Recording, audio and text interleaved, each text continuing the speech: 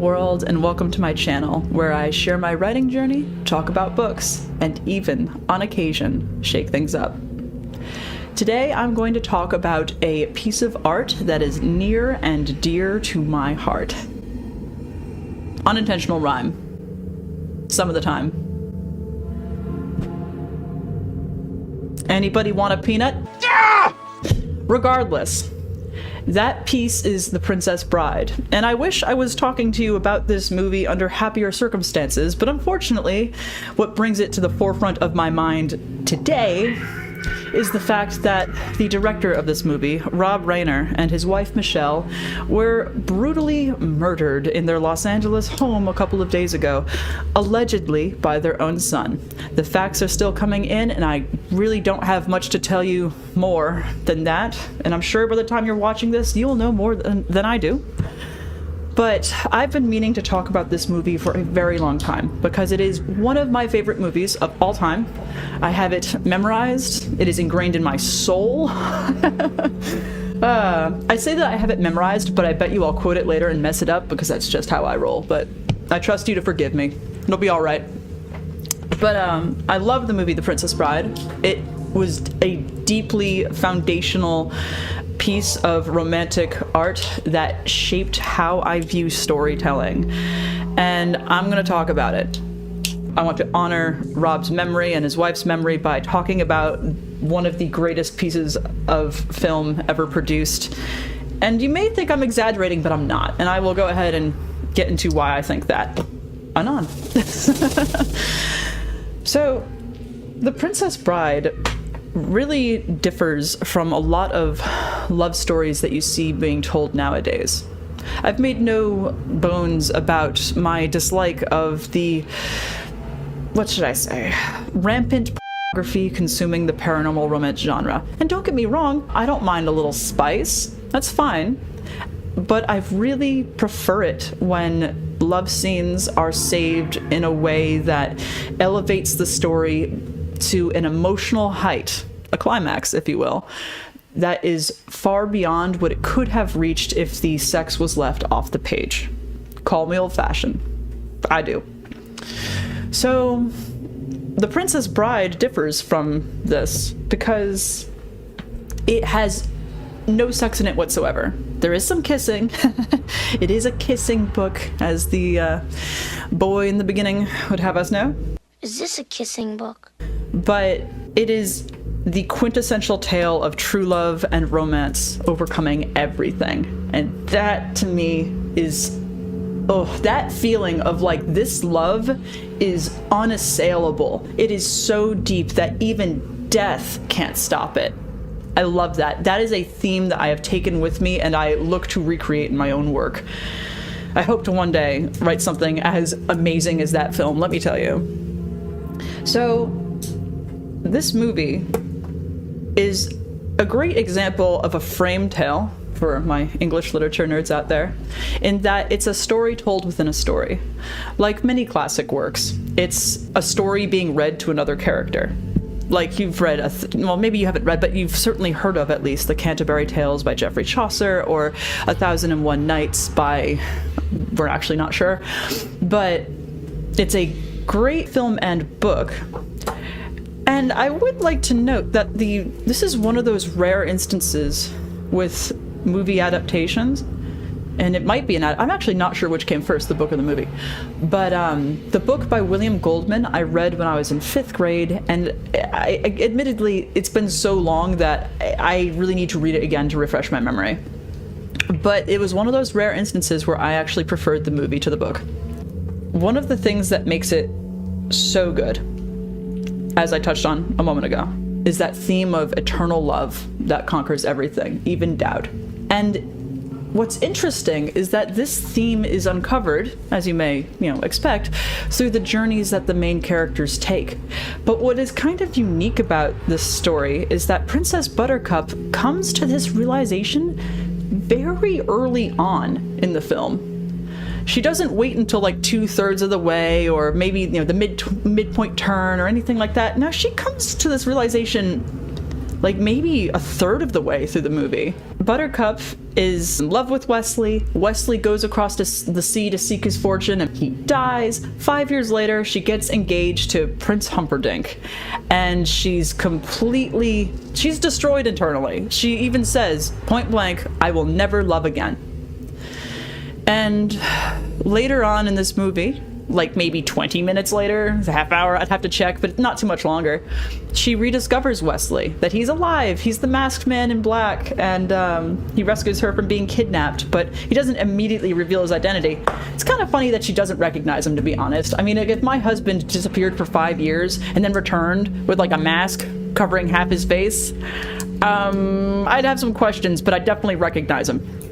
Buttercup's character arc is very interesting to me because she says, "I will never love again." And she doesn't. She doesn't love Prince Humperdinck. She just doesn't really have much of a choice. He's a prince. He said, "Yo, you're marrying me. Enjoy." And she's like, "Okay, great." And she gets kidnapped. She gets rescued by Westley. And then they have this reunion moment where she says, "I will never doubt again." I love that recapitulation of dialogue. She starts out saying, "I will never love again." And then when she gets rescued, again, not very much later, I mean, not too much longer in the movie, well before the halfway point, "I will never doubt again." This theme of love and doubt is just, it permeates The Princess Bride, and it reaches me on a primal level, because what is more fearsome than doubt and uncertainty to us? And what could overcome that but love? It still is the most powerful force in the universe. I found it to be one of those really poignant recapitulations of the theme in spoken dialogue. And it's one of the ingredients of great dialogue, because it wasn't something that hits you over the head. In fact, that was probably something I missed when I was a kid. But now as a writer looking back, I'm like, ooh, that was good. That was a yummy little morsel. Thank you for that. Then there was, they go through the fire swamp, and I'm not trying to give you a play-by-play of the movie, but sometimes it's just the best way to do it. And she gets taken by Prince Humperdinck again, captured by the actual villain. Like, he defeats all of the smaller bad guys first, figuratively smaller, because of course Fezzik is in fact a giant. But she gets taken by the main bad guy, the two main bad guys, Count Rogan and Westley. Or not Westley, Prince Humperdinck. Excuse me. Prince Humperdinck takes her, and Count Rogan, as you'll recall, is Inigo Montoya's enemy, the six-figured man who slaughtered his father. And we will get to him in a minute, because he is one of the most fascinating side characters to have ever been written in cinema. And let me tell you, I strive to write a side character as good as him. All of the side characters have like a little interesting tidbit about them, kind of. But although most of them aren't particularly developed in this movie, they're likable, they're lovable, you don't really know much about them. But Inigo's an exception to that. And if there ever was someone who deserved his own movie, I would like to submit that Inigo Montoya's story, from the time that he was an 11-year-old watching his father, a master swordsman, craft a sword, getting slaughtered in front of him by the six-fingered man when he's 11, going on to become one of the best swordsmen in the world purely to seek vengeance upon the six-fingered man, and getting it. And that brings me to another point, which is that Westley's character arc is a bit more subtle than Buttercup's, because she kind of just outrightly states it. And then from that moment on, she is done. She is in it. Even when Prince Humperdinck tells her that Westley is dead, I killed him myself, she says, then why is there fear behind your eyes? Like, she doesn't believe it. She doesn't have proof. She doesn't even have evidence. In fact, she has evidence to the contrary. This guy just told her he's dead. I killed him myself.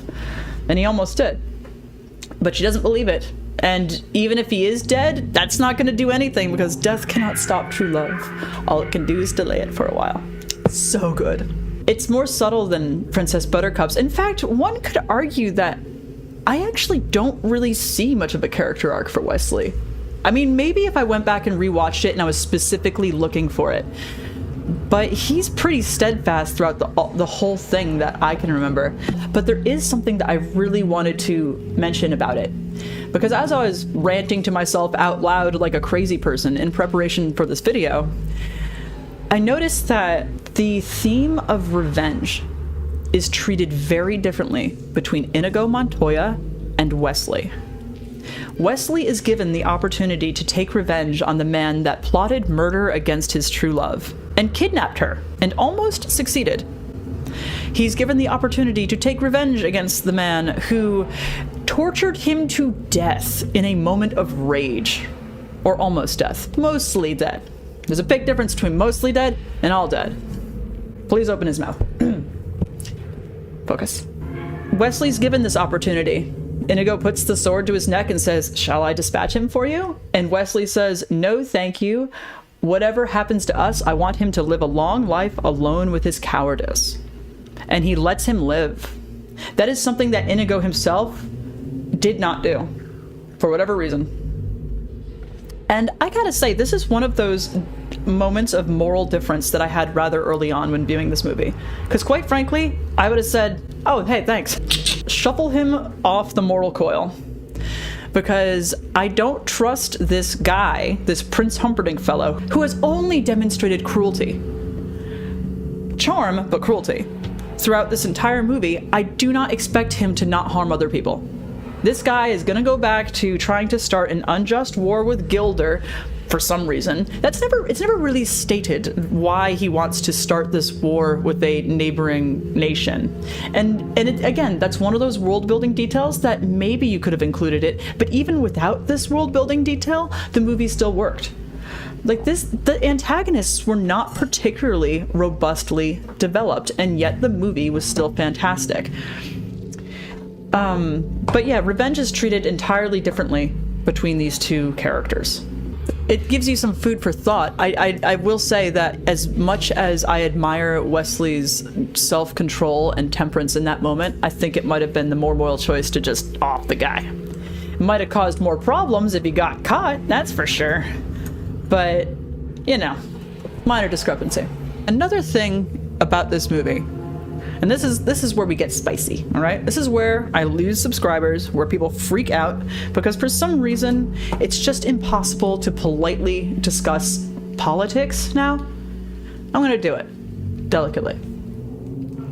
This movie is not diverse. Oh, it's got giants. It's got Spaniards. It's got all sorts of random creatures. Well, it's got like at least one random creature. We'll come back to that. But it's not particularly diverse.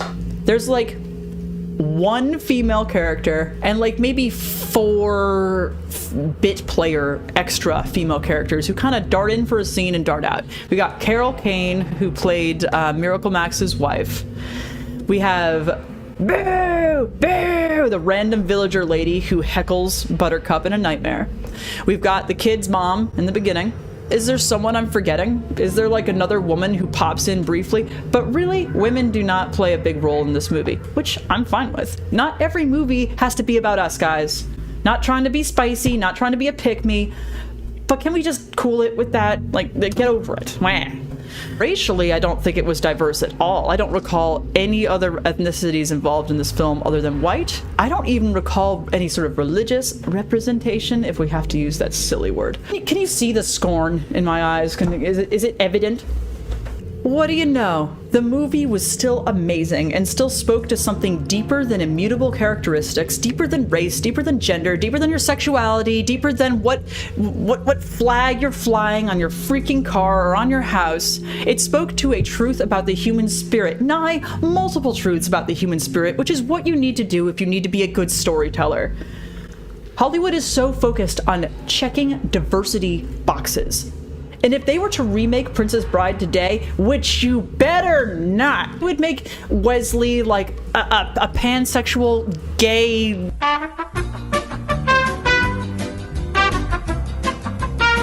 Someone's got to have like, you know, some sort of revelation about their sexuality.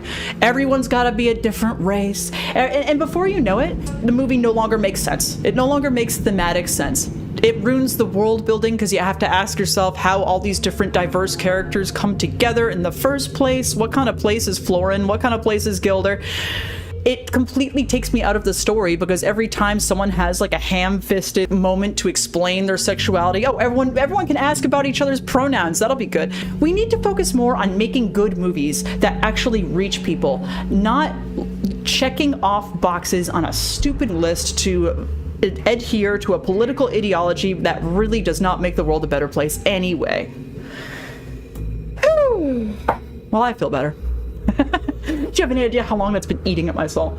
Don't remake The Princess Bride. And god damn it, if a spin-off is to be made detailing Inigo Montoya's life, which in theory I would love, but if it's just gonna be what Rings of Power is to Lord of the Rings, don't do it. Don't touch it. Just let the people over on fanfiction.net or wherever people are writing fanfiction nowadays, let them do it. Because I'm sure some random fanfic writer at this point could do a better job than Hollywood. And that is sad.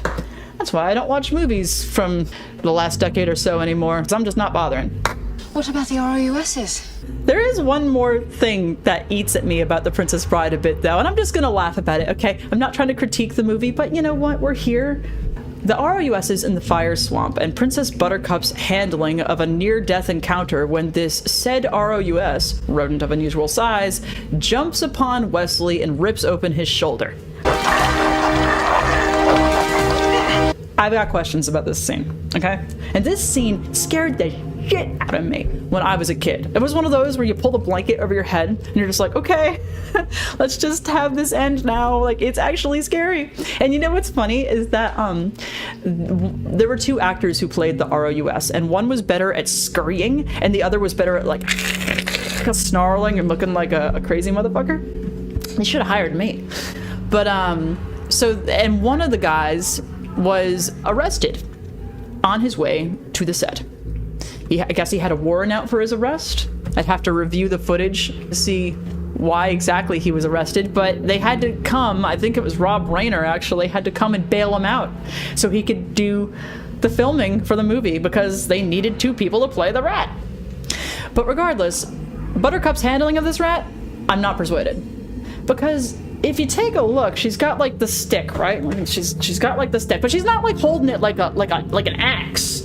You know, she's not holding it like a bat, and she's not even holding it like a golf club. She's kind of poking it like it's a fire, you know, like it's a campfire situation.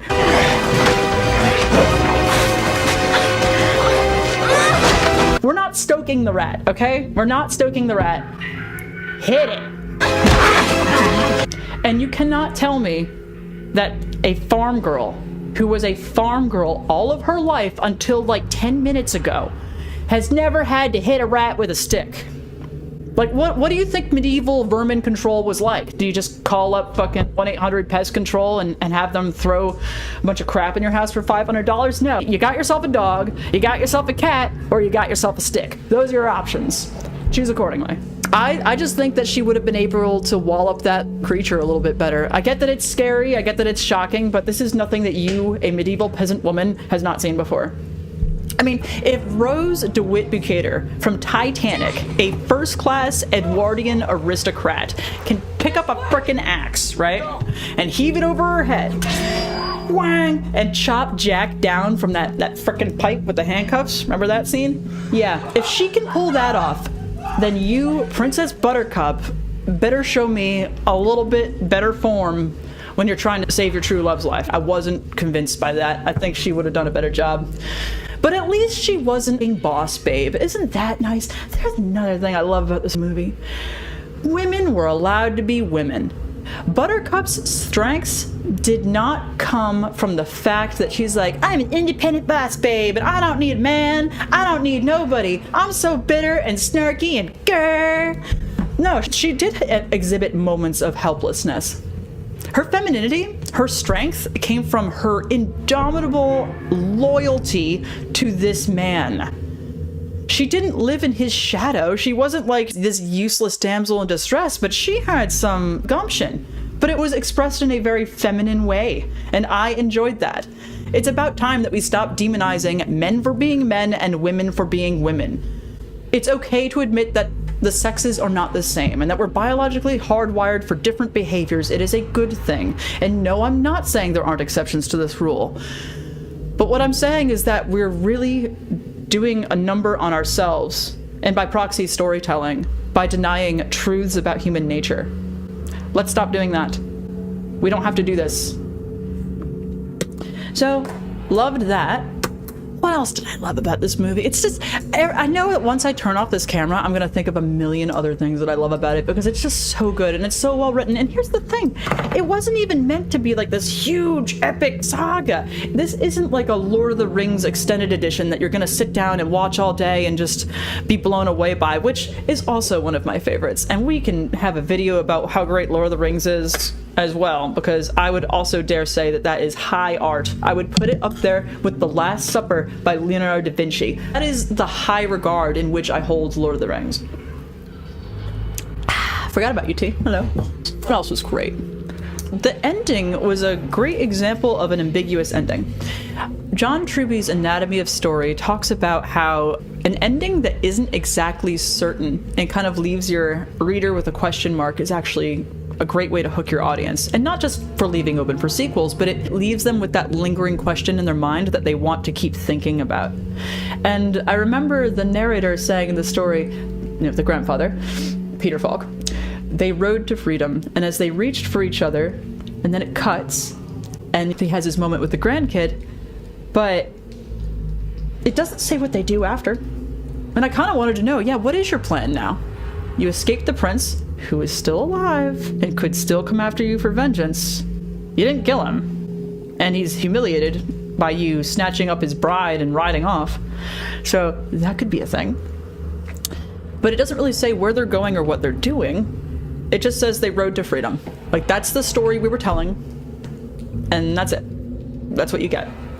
Some people might have an issue with that and say, no, you need a more definitive ending for the story. You need to button everything up little nice and neatly. And I'm like, you know what?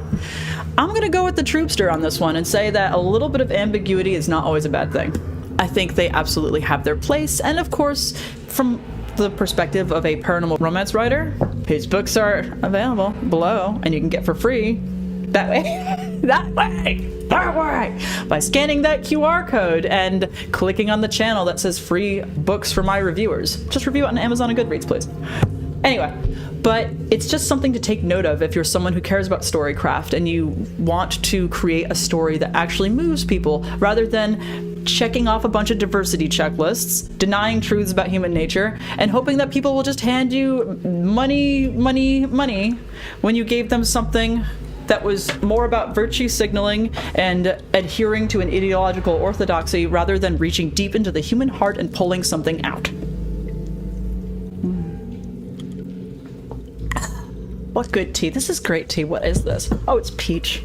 Before I close, there is one more topic that I can wax psychotic about, which is how different the book The Princess Bride by William Goldman was from the movie The Princess Bride, directed by the amazing Rob Reiner, who unfortunately is no longer with us and is the reason why I chose to film this video today. God rest his soul. Because the film really drove home truths about human nature, about love, about doubt, about the importance of doing the right thing that the book simply didn't. And I do need to reread the book. I'm not trying to slam William Goldman's work, but the film, in my opinion, did a better job. In the book, Westley hits Buttercup. He strikes her right across the face like, bitch, sit down. And admittedly, that was before he revealed himself to be her love, but I remember reading that when I was a kid, and I was like, there's no way he would hit her for giving him a little sass.